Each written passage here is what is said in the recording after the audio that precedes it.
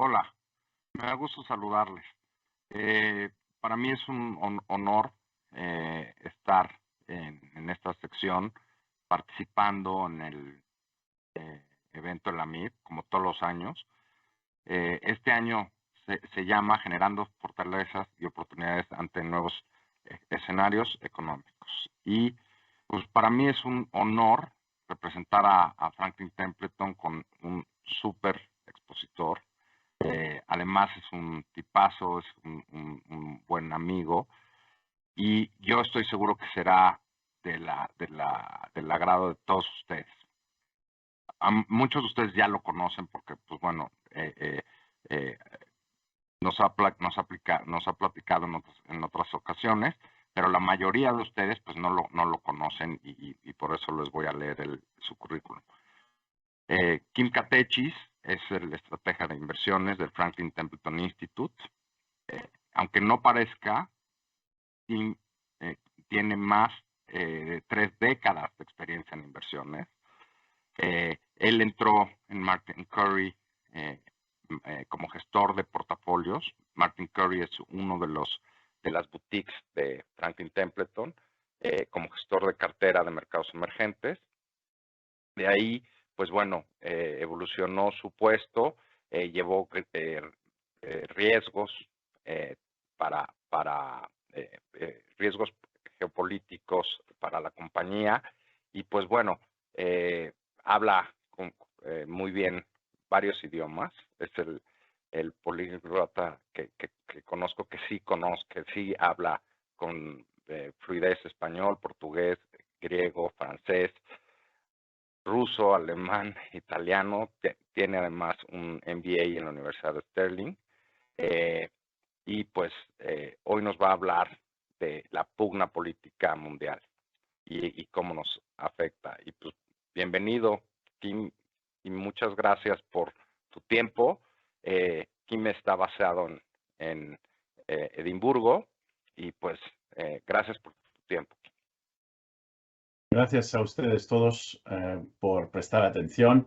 Gracias, Hugo, y gracias, Sonia, por la invitación. Tengo mucha ilusión por estar con ustedes, aunque sea de distancia. Entonces, vamos directamente al grano de la materia. El mundo ha cambiado, ¿no? Yo tengo más de 3 décadas, como decía Hugo, de experiencia de trabajo como inversor profesional, y siempre se me ha dicho que lo que más importa al final en cualquier decisión, que sea de análisis, que sea de inversión o de negocio, es la lógica económica. Pues, señores y señoras, hoy en día ya no vale esta idea. Entonces, ahora estamos ante las puertas de un nuevo mundo desde el 24 de febrero de este año, cuando empezó la guerra en Ucrania, cuando Rusia invadió al país vecino. Eso para mí fue como una evidencia clara de que estamos en un mundo nuevo. Entonces, ¿qué pasa? Son 3 los protagonistas de los cuales vamos a hablar hoy. Cada uno tiene un punto de vista, pero todos quieren estar en la mesa donde se corta el bacalao, como dicen en España, donde se toman las decisiones grandes. Empezando de la izquierda, pues evidentemente Estados Unidos, el vecino al norte, quiere mantenerse, ¿no?, como superpotencia. Y para ellos está claro que China es el adversario serio de largo plazo, económico tanto como de potencia militar en un futuro. Rusia para Estados Unidos es una potencia regional que no acaba de reconocer que es una potencia regional y no acaba de reconocer de que está en declive. Y francamente estaba en declive económico, demográfico ya mucho antes del febrero de este año. Otra cosa muy importante es, y parece evidente, es que Estados Unidos está convencida que estos valores y el capitalismo y la democracia son universales y que deberían ser aceptados por todos los países del mundo. ¿Cuáles son las prioridades de Estados Unidos? Pues prioridad número 1 es oponerse a la expansión de China, intentar bloquear que se crea una China mucho más potente de lo que es. Duplicar la estructura de OTAN en Asia. Y evidentemente, intentar poner Rusia en su lugar. Pasamos ahora a China. Es muy importante tener muy claro que para China, y cuando hablo de China hablo de la cúpula directiva, por así decirlo, del Partido Comunista Chino, el partido es la personificación del país y, por lo tanto, de la nación. Y esta es la propaganda número uno desde la época de Mao. Entonces, ¿qué es lo que quiere? Quiere lograr un liderazgo a nivel mundial. Cree que puede exportar su modelo de gobierno, o sea, comunismo con características chinas, que es lo que se llama ahí en Beijing. Cree que puede exportar este modelo no a Estados Unidos, no al Reino Unido, no a Europa, pero sí lo puede exportar a los demás países, lo que se llama hoy en día en ciertos círculos de Washington como el Global South, el sur, el hemisferio sur global. Estados Unidos para ellos está claro que es el adversario número uno y para ellos Rusia es un país con el cual han tenido una historia complicada, pero que hoy en día Rusia es muy útil para Beijing. Primero, porque está socavando a la unidad de Europa y segundo, porque suministra materias primas y es una fuente de estas materias primas de las cuales hace falta en China. ¿Cuáles son las prioridades de Beijing? Pues primero, eliminar las dependencias que tienen al occidente. Sobre todo se concentran en la materia de tecnología. Quieren ser líder tecnológico ellos mismos y quieren proyectar poder suave, pero al mismo tiempo también tener la capacidad, si hace falta, proyectar poder militar. Entonces, por eso digo, el Belt and Road, este plan de infraestructura mundial que ya lleva 126 países miembros, y al mismo tiempo Rusia, lo que a lo mejor, perdón, China, lo que a lo mejor no está muy bien conocido, ya tiene desde hace años su primera base militar fuera del país, en un lugar que se llama Djibouti, en el noreste de África. Es un punto estratégico. Pasamos ahora a Rusia. ¿Qué es lo que pasa con Rusia? Rusia realmente lo que quiere, y mejor dicho, la cúpula directiva también, o sea, la jefatura del país, quiere ser relevante a nivel global. Nosotros, y yo me considero, yo soy un europeo que ha crecido con la idea de que para nosotros la OTAN, esta alianza del norte atlántico, es una alianza, como un escudo protector contra lo que podría hacer en su día la Unión Soviética.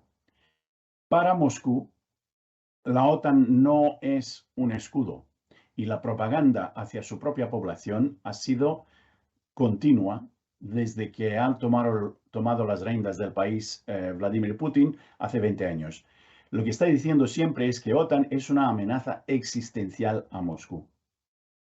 China la considera una potencia amiga, cree que Europa, los europeos, como ya no tienen guerras cada 20 años en su territorio, ya son pacifistas, son débiles, dan muchos derechos a la gente, los homosexuales, etc. Entonces, considera que nosotros somos débiles y que no tenemos aguante. Estados Unidos está convencido que se está literalmente pudriendo por dentro, y esas son palabras que utiliza él. Y cree también que el respeto para Rusia solo se puede ganar con la fuerza, que es el único idioma que nosotros los occidentales comprendemos. Ahora, ¿cuáles son las prioridades para Rusia? En un primer lugar, lo que quieren es desprestigiar la democracia, los valores estos occidentales de los cuales todo el mundo sabe. No tiene Rusia una alternativa constructiva, no piensa que su modelo de gobernanza es un modelo que vale para otros y que lo puede exportar a la misma forma que lo hace Beijing. No le interesa este argumento. Lo que le interesa es socavar la unidad europea, intentar desprestigiar Estados Unidos, el concepto de democracia, todo lo demás, y quieren básicamente hacerse importantes otra vez más. Ahora, a pesar de tener aquí tres banderas, mi opinión personal es que yo lo tengo muy claro, esto no es un mundo, este nuevo mundo no es un mundo multipolar. es un mundo bipolar. Y es bipolar, pero al mismo tiempo con menos, ¿cómo diría yo? Menos disciplina de la que hemos visto en la Guerra Fría original.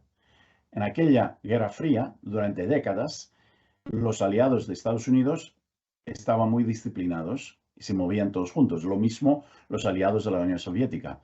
Esta vez yo creo que hay mucho hueco, no hay mucha disciplina y va a haber más guerras, más conflictos.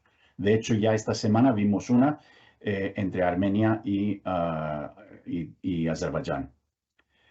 ¿Qué es lo que pasa? Entonces, tenemos un líder, que es Estados Unidos, y ellos serán los líderes del mundo occidental, y serán líderes en parte debido a su liderazgo económico. Entonces, en esta agrupación tenemos a Canadá y México. ¿Por qué? Porque ni Canadá ni ustedes pueden realmente salirse de esta alianza. Son demasiado importantes a nivel de economía, por lo menos, como para poder tener otra alternativa. Interesante es notar que para hacer parte de este grupo no hace falta ser un país contiguo, con lo cual Japón, Corea del Sur y Reino Unido están ahí seguramente. También Australia y Nueva Zelanda. ¿Intentará Estados Unidos en los próximos años intentar aproximarse a India, a África, a otros países de América Latina y a Irán? Lo de Irán lo pongo último porque todavía queda la posibilidad de un acuerdo nuclear con Irán. Europa, aunque ideológicamente está totalmente centrada y alineada con el modelo occidental liderado por Estados Unidos, sigue teniendo ciertas diferencias. Entonces, económicamente, Europa siempre ha sido más abierta al comercio internacional. Agrupa a los 27 países miembros, es el mercado consumidor número 1 del mundo, con más de 450 millones de consumidores.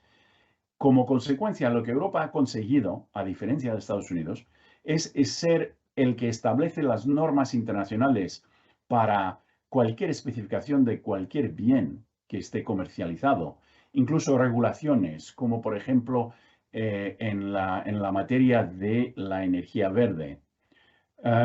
Y en este momento es la primera vez que vemos, desde el fin de la Segunda Guerra Mundial, donde Europa tiene una unidad, una coherencia, sobre todo en materia de fuerza militar. Entonces, yo creo que dentro de 5 años, Alemania volverá a ser líder de Europa y además será líder militar, para daros una idea. Y para dejarlo bien claro, cuando hablo así tajantemente de la reconstrucción de la máquina militar europea, tener en cuenta que yo, que estoy ahora en Edimburgo, en Escocia, estoy a 1000 kilómetros de Kiev, de Ucrania. Entonces, eso realmente no está muy lejos. Pasando ahora a China. China, como decía, quiere ser el líder del Global South y probablemente lo conseguirá. Tendrá, como siempre, su enfoque sobre Taiwán. Está muy preocupada por asegurar las rutas comerciales y por ahí van los tiros de lo que dije antes de Djibouti, la base militar extranjera. Va a haber otras en los próximos años. La iniciativa, esta Belt and Road, agrupa a 126 países con los cuales, a raíz de poder ser el que construye la infraestructura tanto literal, o sea, de ferrovial, de carreteras, de puertos, de aeropuertos y de energía, también China proporciona la inversión en lo que es el Internet, el broadband, las comunicaciones. Y al hacer eso, es muy difícil para uno de estos 126 países en un futuro salirse de este agrupamiento, porque ya está como en los cimientos. Entonces, la prioridad para China hoy en día es mantener al Partido Comunista al poder. ¿Cómo lo van a hacer? Pues lo van a conseguir consiguiendo enriquecer el país, o sea, la población. Entonces, para eso es muy importante para ellos mantenerse como número uno, el interlocutor número uno comercial para todo el mundo. ¿Qué pasa con Rusia? Pues la trayectoria de Rusia es llegar a ser un Irán 2.0, más grande en extensión, más grande como productor de petróleo y de gas, pero generalmente es una trayectoria bastante fea. Ahora, ¿qué pasa para la inversión? Y nosotros como inversores tenemos que tener claro qué es lo que significa para nosotros. Entonces, empiezo con lo que veo como implicaciones de corto plazo. Primero, está claro que va a haber mucha más volatilidad. El VIX, que es el índice que todo el mundo sigue, seguirá entre un rango de 20 a 30, que no suena mucho, pero hay que tener en cuenta que el promedio de los últimos 5 años ha sido el 12. Los precios de petróleo y gas seguirán cotizando a un rango alto mientras se esté recalibrando el mapa de flujos de petróleo y gas. Tener en cuenta que hoy en día ya no vale comprar o suministrarse con terceros que no son del mismo agrupamiento, como decía, en el mundo bipolar. Hoy en día, por ejemplo, ya no vale solamente considerar el precio del bien que vamos a comprar. Hoy en día tenemos petróleo bueno y petróleo malo. Petróleo bueno es petróleo proveniente de la América del Norte, petróleo malo es proveniente de Rusia. Entonces, para el 70% del PIB mundial, de la economía mundial, que apoya las sanciones contra Rusia, esta es la división. Entonces, eso lo que hace es, necesitamos ahora terminar de recalibrar todos los flujos, no solo de petróleo y de gas, pero de otros sectores también, los flujos comerciales. El PIB europeo, la economía europea, entrará probablemente en recesión el año que viene, pero va a ser muy limitada la afectación a Europa, en parte debido al exceso de ahorro, entre comillas, porque quizás será lo único bueno que ha salido del COVID, es que gracias a la ayuda gubernamental en los países miembros de Europa, los ciudadanos disponen de más ahorro hoy de lo que hubieran tenido de forma normal en el año 2019, por ejemplo. No creemos en stagflation, no creemos que va a llegar. Lógicamente, el crecimiento económico mundial va a ser más modesto, sobre todo durante 22, 23 y quizás recuperará en 24. Las expectativas que vemos de los beneficios corporativos en Estados Unidos concretamente siguen siendo demasiado altos en nuestra opinión. Aquí les doy el pronóstico inmediato de nuestro Nowcast. El Nowcast nuestro es un modelo desarrollado dentro del instituto que mide 150 inputs económicos y nos indica en qué estado está la economía estadounidense. Entonces, lo que vemos aquí es una degradación de todos estos señales. Lo único que queda dando una impresión positiva es el apartado de desempleo, que sigue siendo muy modesto en Estados Unidos, y creemos básicamente que va a haber recesión en Estados Unidos. Otra cosa que medimos aquí es las curvas de rendimiento que están invertidas, y esto significa que nos dirigimos a una recesión y, como decimos, el tren ya salió de la estación. O sea, estamos a las puertas de una recesión en Estados Unidos. Entonces, a diferencia de la recesión que esperamos en Europa, que va a llegar probablemente el año que viene y va a ser más blanda, probablemente va a durar más tiempo. En Estados Unidos va a llegar más fuerte y durará relativamente poco. Ahora, como inversores, tenemos que tener en cuenta que qué es lo que pasa típicamente, es que las empresas con mayores márgenes y menor volatilidad de los mismos tienen generalmente un mayor poder de fijación de precios, con lo cual sería preferible estar invertidos en ese tipo de empresas. Y aquí tengo un gráfico que les puede dar ideas por ejemplo, que en el apartado este, arriba a la izquierda, están donde las empresas que tienen comparativamente márgenes brutos más altos. Y ahí está Estados Unidos, está Europa y casi está Japón. En la zona abajo a la derecha, el cuadro este a la derecha abajo, es lo contrario. Son los márgenes brutos más flacos y donde realmente hay menor capacidad, menor flexibilidad para las empresas. Y ahí está el Reino Unido, está China y está India. Pasemos ahora a este cuadrito que seguramente lo tienen todos. Básicamente lo que intentamos aquí demostrar es que según el escenario, en la parte de arriba es crecimiento económico, o sea, en el axis X, por ejemplo, y por la izquierda es la inflación. Entonces, según si tenemos crecimiento bajo con inflación alta o lo contrario, hay ciertos tipos de empresas o ciertos sectores que suelen ser mejores como inversiones.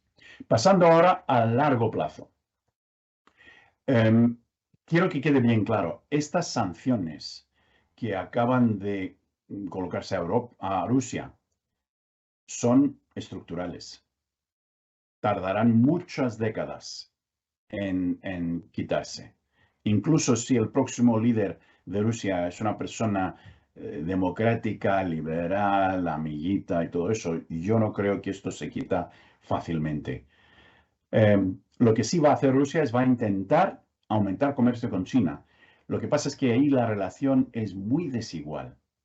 Todas las cartas las tiene Beijing. Rusia, como ya no puede vender a Europa, va a intentar vender a China, pero como pasa en todos los mercados del mundo, cuando el comprador entiende que el vendedor solo tiene una opción, evidentemente el precio no lo pone el vendedor, lo pone el comprador. El Occidente, como decía antes, va a empezar a gastar muchísimo más en defensa. Para daros una idea, todos los países miembros de la OTAN se han comprometido a gastar o invertir, mejor dicho, 2% del PIB cada uno para los próximos 10 o 15 años en defensa. Eso implica, evidentemente, un aumento de actividad económica y empleo y todo lo demás. Lo que sí no ha querido ver, lo que no quería Putin, lo ha conseguido de una forma perversa, ¿no? Base a su guerra en Ucrania. Él no quería ver a la OTAN fortalecida y ampliada, pero eso ha pasado. No ha querido ver una Unión Europea cohesiva y lo ha causado él. Entonces, realmente es un gran error a nivel estratégico. ¿Quién gana de todo esto? Porque como inversores tenemos que estar atentos a quién puede ganar. Entonces, en términos de energía, los ganadores son Qatar, Argelia, Nigeria y posiblemente Irán, si es que firman un acuerdo nuclear con Estados Unidos. En materia de primas blandas, tenemos Argentina y Brasil. En metales y fertilizantes, ya ven Chile, Canadá, Australia, Sudáfrica, ¿no? Ahora, pasemos un momento al mundo real en Ucrania. Y eso solo para entender qué es lo que está pasando ahí. Este es un mapa lingüístico. Las zonas azules del país hablan prácticamente solamente ucraniano. Las zonas rojas, antes de la guerra, la gente estaba bilingüe, pero tenía una preferencia, según los sondeos, de hablar ruso. Las zonas rosas, según el sondeo y según quién paga para el sondeo, los números salen diferentes, pero básicamente es 51-49, ¿no? Entonces, esto es importante porque cuando Moscú mira el mapa ucraniano, piensa que no es necesario ocupar todo el país. Además, es imposible, de una forma lógica. Son 42 millones de personas, un país que es más grande que Francia, es muy, muy difícil. Entonces, ¿qué es lo que está intentando Rusia? Está intentando trazar una línea entre Mariupol a la derecha y Crimea. Y eso lo que hace es cortar el acceso al mar. El objetivo de Rusia ahora es llegar hasta Odessa. Si consigue cortar todo acceso al mar para Ucrania, lo que hace es esencialmente destrozar la economía. ¿Por qué? Porque todas las exportaciones salen por vía mar de Ucrania. Para daros una idea, antes de la guerra, el 90% del PIB ucraniano era industria y servicios. Toda la industria está concentrada en la zona este y sur. Entonces, al destrozar literalmente esta infraestructura, ya se queda Ucrania con una décima parte, básicamente, de su economía. Y este 10% era agricultura. Ahora, si Moscú consigue cerrar el acceso al mar, estos granos tienen que salir por vía de Polonia o Rumanía, que es mucho más caro y mucho menos eficaz. Por ahí van los tiros. Lo que quiere Moscú básicamente, si no puede ocupar Ucrania, lo quiere debilitar a tal punto de que sea siempre un país que no consiga sobrevivir sin ayuda financiera de la Unión Europea. Y así lo que quiere hacer es desangrar a nivel monetario la Unión Europea. Entonces, el efecto se extiende a muchos sectores. El primero, evidentemente, afectado es energía. Ahora, esto es un mapa de los flujos de petróleo en el mundo. La forma de leerlo es que aquí en la zona esta púrpura, que es Rusia, vemos que la gran parte de su petróleo se va para la Unión Europea. Y a partir del 5 de diciembre, esto se reduce a casi cero. Será un 5% de lo que se vendía antes.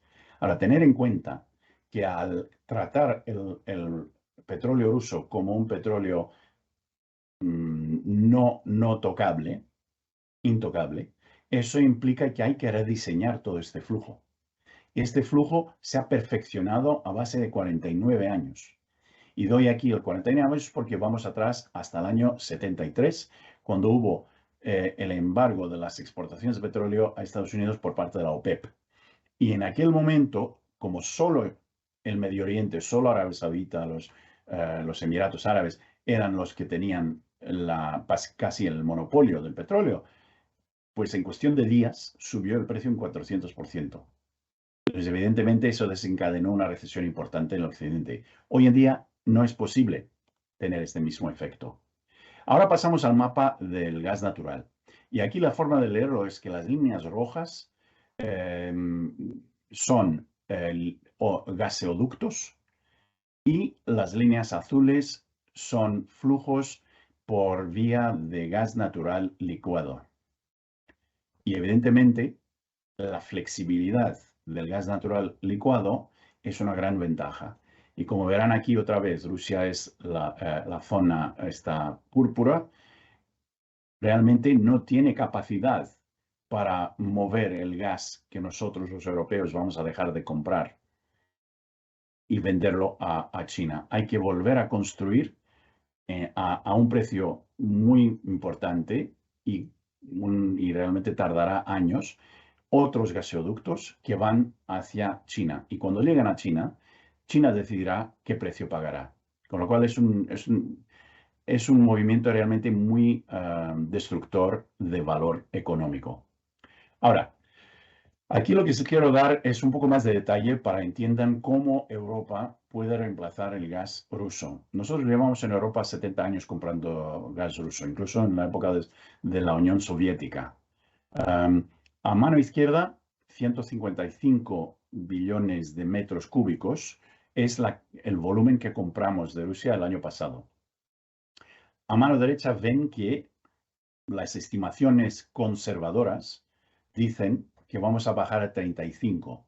Las estimaciones que he visto que son más optimistas dicen que este 35 se convierte en 25 para el año que viene. Y es posible que consigamos incluso menos. Ahora, ¿cómo podemos conseguirlo en tan poco tiempo? Pues 50 billones de metros cúbicos son reemplazos de gas ruso por gas natural licuado. El 30 este naranja representa una reducción de demanda, porque tener en cuenta que Alemania, que es el mercado más grande de gas ruso en Europa, es un país que a raíz de tener la seguridad, o así pensaban durante décadas, la seguridad de un suministro de gas ruso a precio bajo, sin realmente tener riesgo político, no se preocupó demasiado la industria alemana en ser lo más eficiente posible en este área, porque el gas era barato.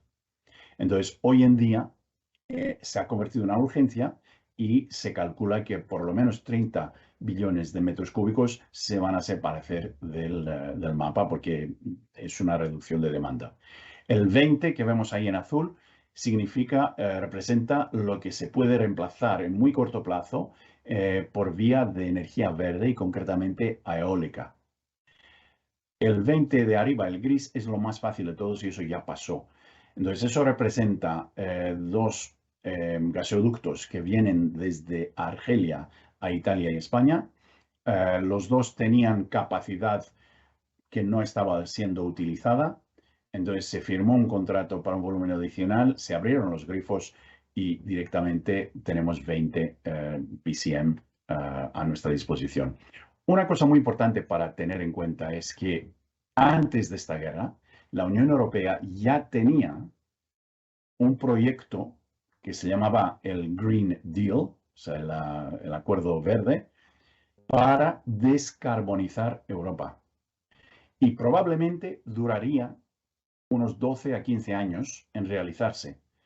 Esta guerra lo que ha hecho es servir como un catalizador y lo que ha hecho es darle más urgencia, con lo cual lo más probable es que va a ser 8 a 10 años para llegar a este mismo punto. Pasemos ahora a la agricultura.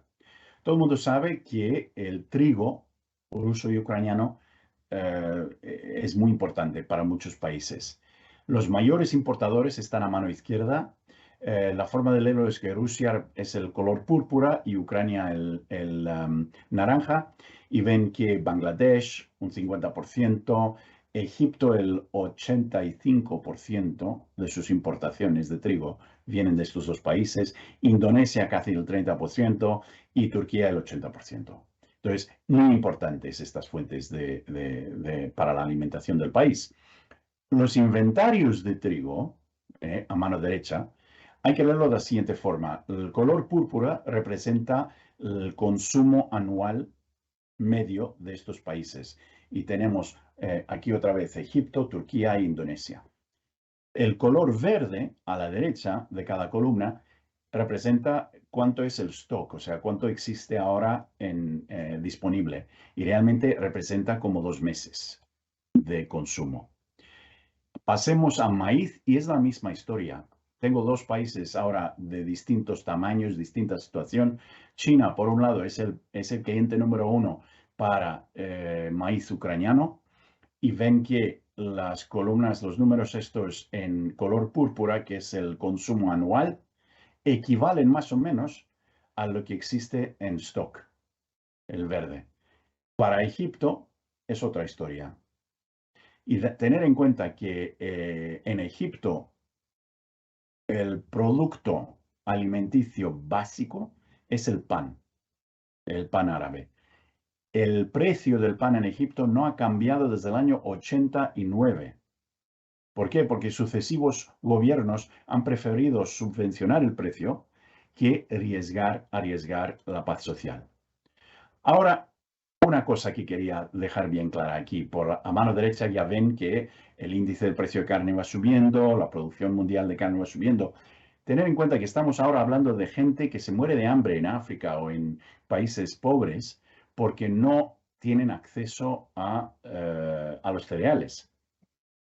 Y a pesar de ello, el 45% de los cereales que se producen cada año en el mundo no van nunca a alimentación humana. Se usan para la alimentación animal. Ahora, ¿qué es lo que está pasando en Europa? Pues se están notando dos cosas. Por un lado, visto el panorama del petróleo, el precio del petróleo, en Europa los consumidores han dejado de consumir algo en el orden de 250.000 barriles diarios, no porque fue legislado ni por nada de eso, porque los usuarios, lo que han hecho los consumidores es decir, mira, hoy prefiero no sacar el automóvil voy a ir en autobús o en tren o voy en bicicleta. Lo mismo está pasando, me da la impresión, en el área de alimentación. La gente, sobre todo la gente joven, tiene una alta ponderación de personas en Europa, estoy diciendo, de vegetarianos. Entonces, lo que se está expandiendo es esta idea de que el lunes y el martes no voy a comer carne. Entonces, si eso se expande, resulta que al cabo de un año esto acaba siendo una costumbre y esta demanda nunca vuelve, con lo cual ya podemos estar empezando a ver cómo el mercado o cómo la reacción humana cambia estos cálculos. Pasamos a otro sector rápidamente, que son vehículos eléctricos. A mano izquierda hay una tabla que os explica cuáles son los metales que se necesitan para toda la tecnología renovable, etc. Pero la conclusión está a mano derecha. Si vamos a seguir tal y como pensamos que se puede seguir, los vehículos eléctricos vamos a necesitar algo así como 18 o 20 veces más volumen de litio. Vamos a necesitar lo mismo de cobalto, 31 veces más de níquel, etc. Entonces, todo esto implica una expansión a nivel minería impresionante y da oportunidades para otros. Aquí en todos estos metales que son importantes para la fabricación de baterías de vehículos eléctricos, lo único donde está relevante Rusia es el níquel bruto. El níquel bruto hay que diferenciarlo del níquel que se usa en las baterías, evidentemente, pero a nivel productor, Rusia es relevante porque tiene el 22% de la producción mundial.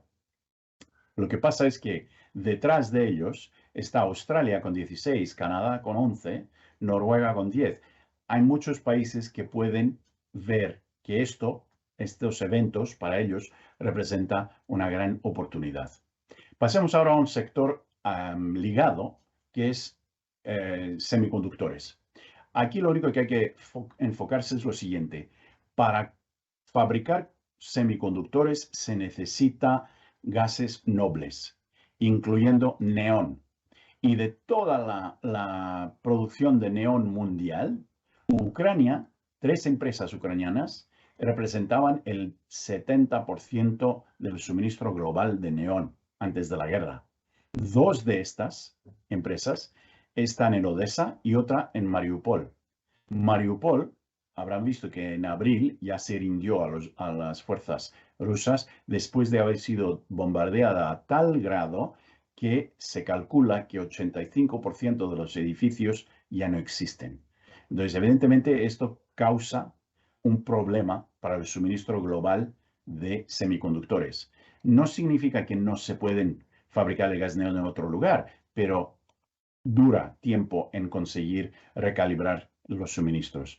Y para daros una idea, cuando hablamos de semiconductores, tener en cuenta que la industria automotriz, cuando se calcula cuánto del valor del automóvil que usted compra, cuánto de este valor representa toda la electrónica, el aparato electrónico del automóvil, incluyendo semiconductores, en el año 2020 ya llegamos a 40%.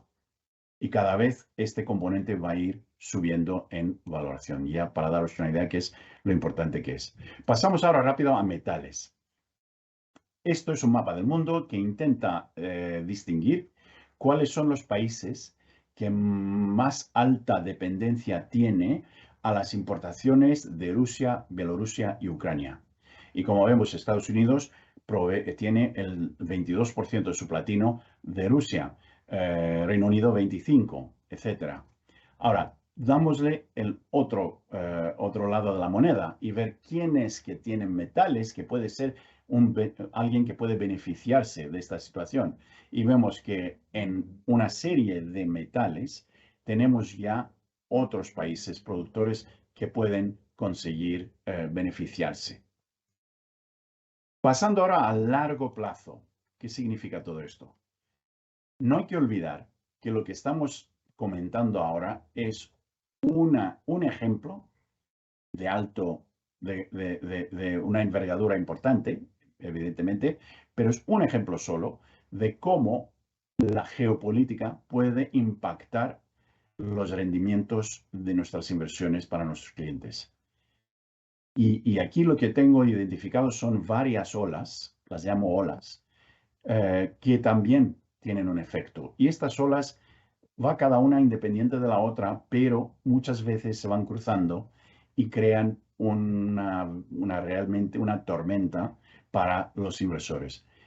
Tener en cuenta que estas olas están ahí, seguirán ahí y hay que hacer cada vez más caso cuando estamos tomando las decisiones de inversión. Hasta ahí llegué, creo que me pasé a lo mejor del tiempo, lo siento, pero tenemos tiempo para un par de preguntas y veo que aquí ya tengo unas que están entrando. La primera pregunta es, ¿cómo crees que terminará esta guerra? La verdad es que la respuesta corta es no lo sé, pero una respuesta más seria sería decir, desgraciadamente creo que no se va a acabar pronto. ¿Por qué? Porque para que se termine una guerra, uno de los dos combatientes tiene que rendirse o decir, y no puedo más, lo he dado todo. Y por un lado tenemos a Ucrania, que no piensa, evidentemente, lógicamente, rendirse, porque para ellos es una guerra existencial. Y tienen la ventaja de tener al lado Europa y OTAN, que les está suministrando, proveyendo cada vez más armas para poder reemplazar las que pierden. Entonces, lógicamente, ellos pueden estar durante mucho tiempo. Rusia, por otro lado, es un país enorme. Se pensaba antes de esta guerra que era un ejército quizás no de primera categoría, pero de segunda. Y vemos que en realidad ni siquiera está de segunda categoría. Pero lo que sí tiene es muchísimos misiles, muchísimas armas nucleares, muchísima gente que puede seguir tirando en el fuego. Entonces, ¿qué es lo que pasa? Yo creo que para este régimen, Vladimir Putin, no puede contemplar perder esta guerra. Con lo cual, lo más probable es que vamos a ver un conflicto que baja o sube de intensidad según el momento, pero que sigue ahí, en mi opinión, una década fácil. Porque tener en cuenta que ya llevan 8 años en guerra. No estaba en los periódicos y en la prensa, pero 8 años ya llevan luchando en el este de Ucrania. Pasamos a segunda.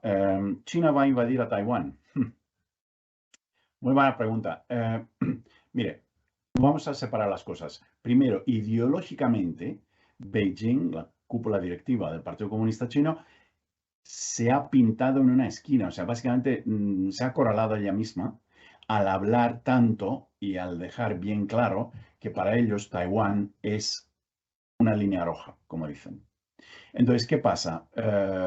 Cuanto más uno habla de un objetivo, ya como que pierde las excusas para no hacer algo. Entonces, la población china no entiende ya por qué no han invadido. Pues la verdad es que no están listos, no están preparados.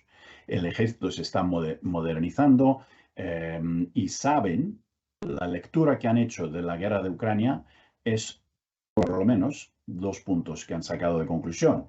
Primero, que cuando tú tienes un ejército que sobre el papel tiene una mayoría aplastante, no significa que en la guerra real esta mayoría, esta supremacía sobre papel se realice en el campo de batalla. Segundo, que el coste económico que está pagando Rusia en términos de sanciones es tan elevado que China realmente no está en condiciones para perder acceso a Estados Unidos o a Europa, por ejemplo.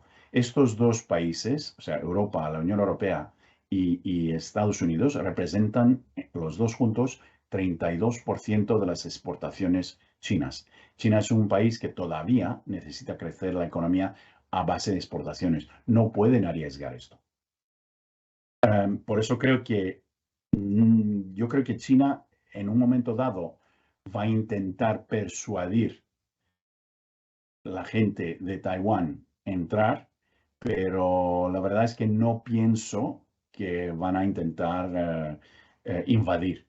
Y si invaden, probablemente será el día que creen que realmente están convencidos que su ejército tiene una fuerza aplastante, ¿no? Que intenten, es lo que decía la filosofía de Sun Tzu, ¿no? El filósofo chino del siglo, no me acuerdo si es siglo XII.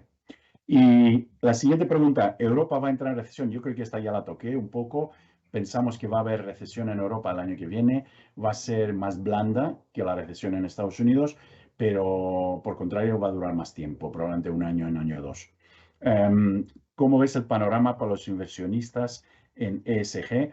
Yo creo que ESG es una ola que no va para atrás, que cada vez gana más y más poder y a pesar de ciertas resistencias políticas del Partido Republicano en Estados Unidos, yo creo que en el resto del mundo no hay quien levante oposición. Y creemos que los inversionistas en ESG cada vez se multiplican y cada vez hacen su trabajo de una forma consistente con a intentar hacer menos daño, ¿no? Por así decirlo. Y la última pregunta que tengo aquí es si la inflación será duradera.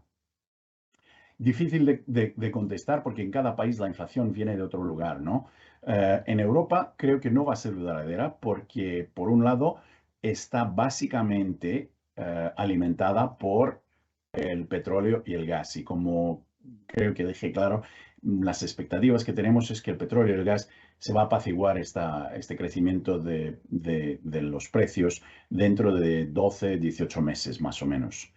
En Estados Unidos es otra cosa y creo que Estados Unidos la inflación probablemente ya llegó a su tope, a pesar del último número que fue muy fuerte, y creemos que la Federal Reserve, seguirá aumentando tipos, incluso si eso significa que hace que la recesión sea más dura. Entonces, yo creo que Estados Unidos, la inflación terminará de ser un problema en relativamente poco tiempo, o sea, 6, 9 meses, porque recordar que el mercado va a querer un par de trimestres consistentes demostrando una baja de inflación para creérselo. En Europa probablemente más o menos lo mismo, pero con un trimestre o dos de atraso comparado con Estados Unidos. Y creo que ahí llegué al final de las preguntas. Hay ciertas más, pero no sé si nos acabó el tiempo. Muchísimas gracias por su atención. Espero que ha sido útil y perdonen los eventuales errores de español, ¿no? Pues muchas gracias, Kim.